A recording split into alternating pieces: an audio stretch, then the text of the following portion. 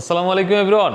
তো অনেকে বলেন যে লোডশেডিং না হয় বুঝলাম যে বিদ্যুৎ বন্ধ হয়ে 1 ঘন্টা থাকে, আর 1 ঘন্টা চলে যায়, 1 ঘন্টা থাকে। তো এমন হয় কেন যে বিদ্যুৎ চালু হওয়ার 1 সেকেন্ড 2 সেকেন্ডের মধ্যে আবার চলে যায়, আবার আসে? এই জিনিসটা আপনাদের দেখানোর চেষ্টা করতেছি। আমার এই ফিডারটা একটা সমস্যা হয়েছে। বিসমিল্লাহ।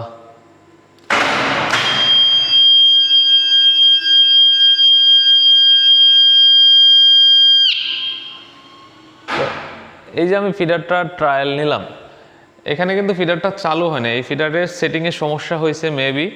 এটার হচ্ছে অনেকক্ষণ বন্ধ থাকলে এটা চালু করার সময় একবার এরকম ট্রিপ করে, আবার যদি পরক্ষণে এখনই দিয়ে দিই তাহলে কিন্তু এই ফিডারটা এখন আবার চালু হয়ে যাবে। তো এই যে আমি ফিডার চালু করার চেষ্টা করলাম, এটা কিন্তু বিদ্যুতে একটা বাড়ি দিয়েছে। অনেকের যাদের বৈদ্যুতিক লাইট ভাল্ব জ্বালানো ছিল তারা মানে হালকা একটা বাড়ি দিয়ে আবার চলে গেছে। তো এই কারণে মূলত বিদ্যুৎ 1 সেকেন্ডের মধ্যে যায় আবার চলে আসে। এই যে এখন কিন্তু এটা চালু হয়ে যাবে। তো বিদ্যুৎ চলে যায় আবার চলে আসে 2 সেকেন্ডের মধ্যে, 3 সেকেন্ডের মধ্যে, এরকম অভিযোগ যারা দিতেন তারা অবশ্যই বুঝতে পারছেন যে কোন ধরনের সমস্যার কারণে এরকম হয়।